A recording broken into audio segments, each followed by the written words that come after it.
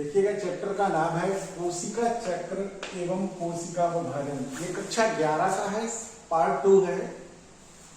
तो कोशिका चक्र एवं कोशिका विभाजन। तो इसके पहले मैं कोशिका चक्र को संक्षेप में बताया था कि कोई कोशिका है मान लीजिएगा, और फिर ये क्या करती है, वृद्धि करती है।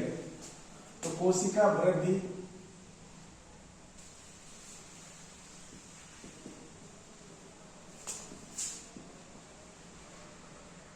फिर इसके बाद डीएनए प्रतिकृति होती है।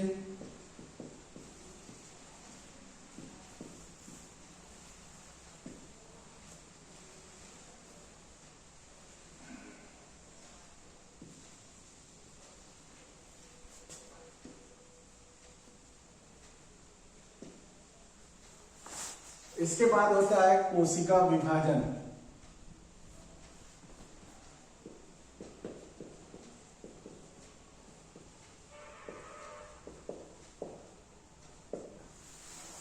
तो पहले पार्ट में हमने ये बताया था, पार्ट 1 में, कि कोशिका चक्र, कोशिका वृद्धि, कोई भी कोशिका है तो कोशिका वृद्धि होगी। फिर कोशिका वृद्धि के बाद उसमें डीएनए प्रतिकृति होगी। डीएनए प्रतिकृति का मतलब 2 से 4। अब 2 से 4 का मतलब है 2C का मतलब है कंडेंस, यानी कि 2 से अपनी संख्या बढ़ाने के लिए प्रतिकृति कहा जाता है, जिसे हम स्वप्रतिकृति कहते हैं। डीएनए का 2 से, मान लीजिए एक डीएनए ये दर्शाया तो 2, तो क्या होगा, 2 बनेंगे। 2 से फिर ये 4 अवस्थाएं आएंगी, फिर इसकी भी 4 अवस्थाएं आएंगी। तो यही कहलाता है डीएनए प्रतिकृति। और इसके बाद फिर कोशिका का विभाजन होता है। कोशिका का विभाजन का मतलब है एक सेल यहां बनेगी, दूसरी सेल यहां बनेगी, दूसरी कोशिका यहाँ। तो ये 2 कोशिकाएं हो गई। तो यहाँ पर जो कोशिका आपकी पहले दर्शाई गई, जिसे हम मात्र कोशिका या मदर सेल कहते हैं। तो कोशिका की वृद्धि हुई, फिर डीएनए प्रतिकृति हुई, फिर कोशिका का विभाजन हुआ। तो यहाँ पर देखिएगा कोशिकाओं का विभाजन दर्शाया गया है। ये आपकी कहलाती है संतति कोशिकाएं, जिन्हें डॉटर सेल कहते हैं।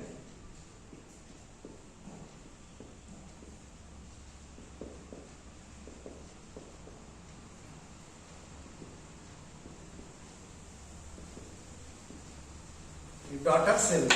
तो इस प्रकार से आपका ये जो चक्र चलता है, यही कहलाता है आपका कोशिका चक्र। इस प्रकार से दर्शाया था। तो अब आइए अगला इसी से रिलेटेड कोशिका चक्र में जो है भाग बचता है, वो आप देखिएगा।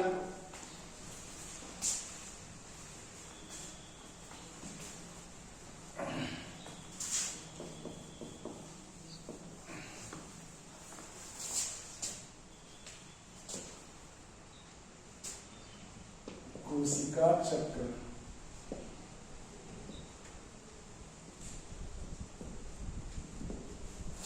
अब देखिएगा यहां पर कोशिका चक्र किस प्रकार से होता है। तो कोशिका चक्र की 2 अवस्थाएं होती है। पहली अवस्था कहलाता है अंतरावस्था,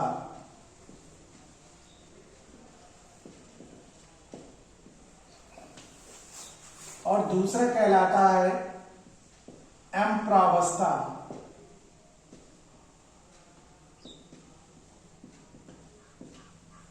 एम्प्रावस्था। तो अंतरावस्था के 3 भाग होते हैं।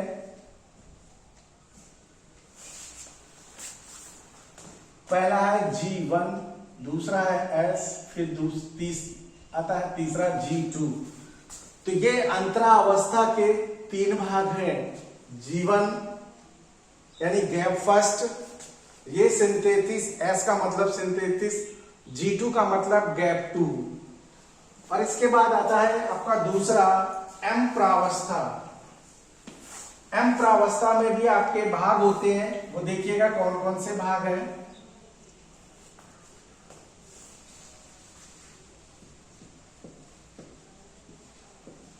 पहला भाग आपका है प्रोफेज, दूसरा है आपका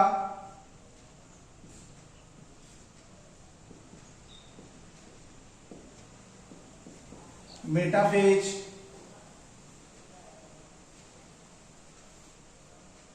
तीसरा है आपका एनाफेज। तीसरा आपका जो भाग है वो है एनाफेज। चौथा आपका जो भाग है वो है टेलोफेज।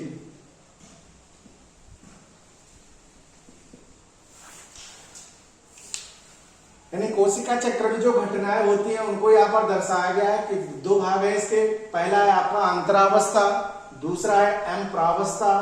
तो अंतरावस्था के यहाँ पर तीन भाग होते हैं, वो दर्शाए गए हैं जीवन, जीवन का मतलब गैप फर्स्ट, और एस का मतलब सिंथेसिस, और तीसरा जो भाग है वो G2 है, वो दर्शाया गया है गैप 2।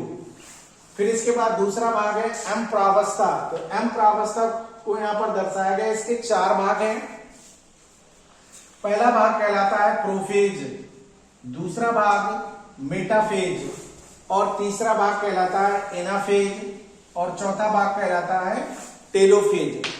ये जो चार फेज हैं, ये जो चार फेज है, ये दो उसमें विभाजित, जो चार फेज है ये दो रूपों में विभाजित होते हैं। पहला फेज होता है कैरियोकाइनेसिस,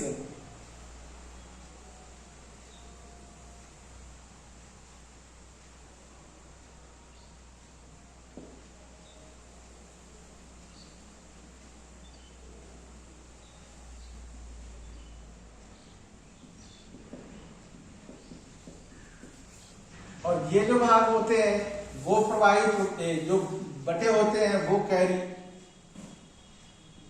साइनोकाइसेसिस।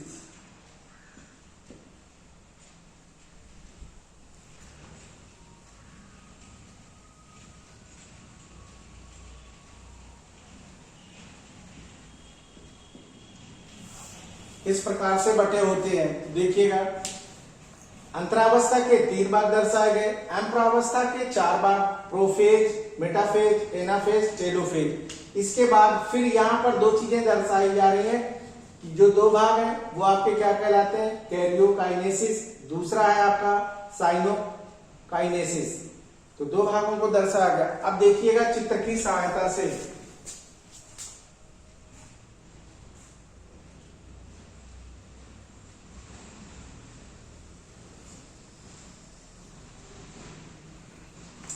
यहां पर कोशिका चक्र जो दर्शाया जा रहा है फिगर में देखिएगा,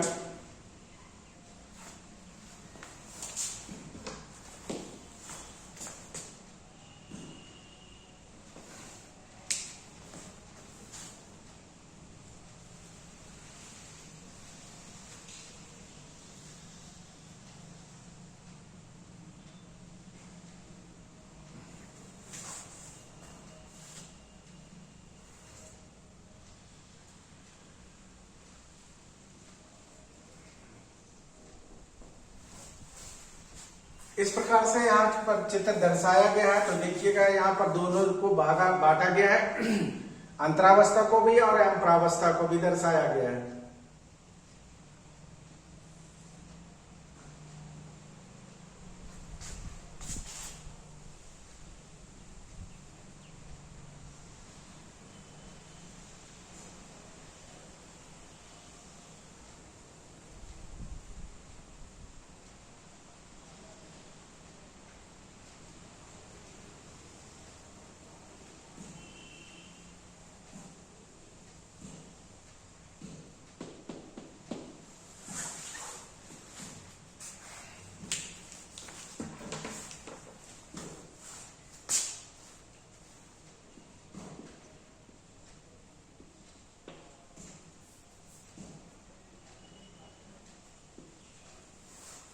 तो देखिएगा, अंतरावस्था को यहां पर दर्शाया गया, उसके तीन भाग दर्शाए गए, G1, S, G2। तो यहां से लेकर के, इस बिंदु से लेकर के और यहां तक की अवस्था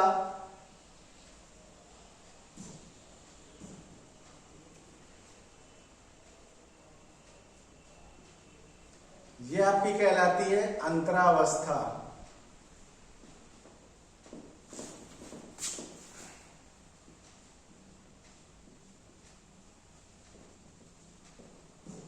ये आपकी अंतरावस्था कहलाती है। यानी कि यहां से जो भाग स्टार्ट हुआ है, इस जगह से और यहां तक के भाग को कहा जाता है अंतरावस्था। और इसके बाद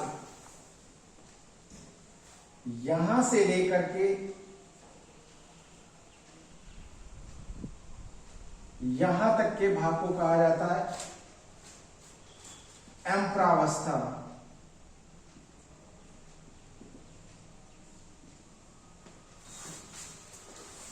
एक को हमने ब्लू कलर से दर्शाया है, दूसरे को रेड कलर से, यानी कि ये भाग जो आपका है ये अंतरावस्था का भाग है, दूसरा जो ब्लू कलर का भाग दर्शाया गया वो एम्प्रावस्था का भाग है। अब अंतरावस्था के यहाँ पर जो तीन भाग हैं, इन तीनों भागों को दिखाया गया है G1, S, G2।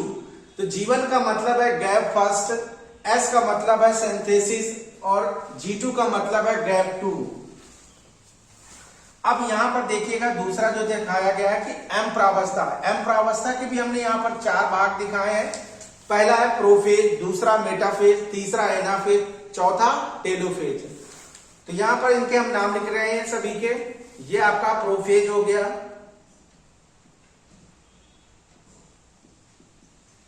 और दूसरा मेटाफेज, और तीसरा आपका आता है एनाफेज, और चौथा है आपका टेलोफेज।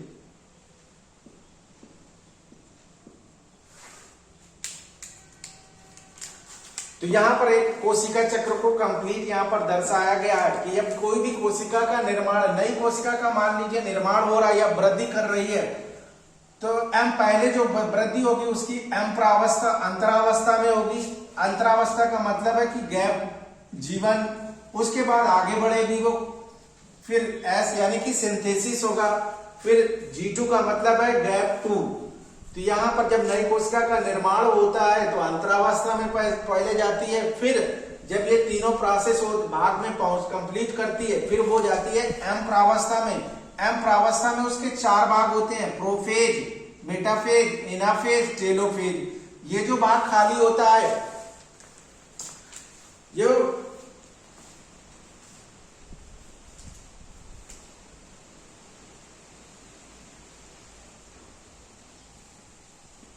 साइटोकाइनेसिस का भाग होता है। साइटोकाइनेसिस का भाग है। तो अब इसको यहां पर देखिएगा, अब जब ये आता है तो जब ये वृद्धि करती है कोशिकाएं, ये केंद्रक विभाजन होता है।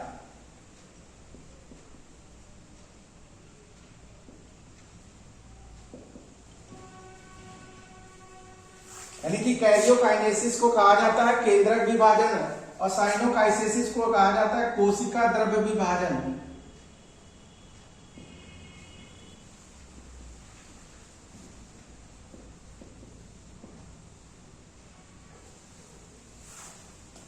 तो केंद्रक विभाजन का मतलब है कि कोई भी कोशिका है, तो मान लीजिए उसमें से ये आपका डीएनए है, जब ये विभाजित होगा कैरियोकाइनेसिस में जब होगा तो ये दो केंद्रकों में विभाजित होगी। यानी कि इस प्रकार से ये केंद्रक यहाँ चला जाएगा, ये केंद्रक यहाँ चला जाएगा, तो ये कहलाता है केंद्रक विभाजन यानी कि कैरियोकाइनेसिस।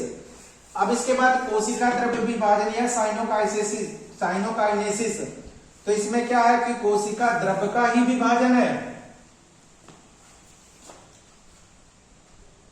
तो कोशिका द्रव्य, या मान लीजिए दूसरा, अब इसको समझा रहे हैं, तो ये कोई दूसरी सेल है। अब इसमें से जब ये डीएनए है तो ये क्या होगा, जब इसका कोशिका द्रव्य विभाजन होगा तो इसमें से आपकी दो अलग अलग कोशिकाएं तैयार होती है। इसका डीएनए यहाँ पर अलग अलग दर्शाया गया, यही है साइनोकाइनेसिस या कोशिका द्रव्य विभाजन। और कैरियोकाइनेसिस का मतलब है कि केंद्रक का विभाजन। कोशिका एक ही है, कोशिका एक ही में दर्शाया गया है, लेकिन केंद्रक आपके अलग अलग दर्शाए जा रहे हैं। तो यही आपका कहलाता है कोशिका चक्र। एक बार फिर से देख लीजिएगा, कोशिका चक्र, इसकी दो अवस्था होती है, अंतरावस्था और दूसरा है एम्प्रावस्था। अंतरावस्था के तीन भाग यहां दर्शाए गए, G1, S, G2। और अगला आता है फिर आपका एम्प्रावस्था। एम्प्रावस्था के चार भाग हैं, प्रोफेज, मेटाफेज, एनाफेज, टेलोफेज। और दो भाग जो है इसके, प्रोफेज और मेटाफेज को कहा जाता है कैरियोकाइनेसिस यानी केंद्रक का विभाजन यहाँ पर दर्शाया गया है। ये देखिएगा, इस भाग को केंद्रक का विभाजन कहा जा रहा है, केंद्रक विभाजन। और यहां पर जो है आपका ये कोशिका द्रव्य विभाजन है।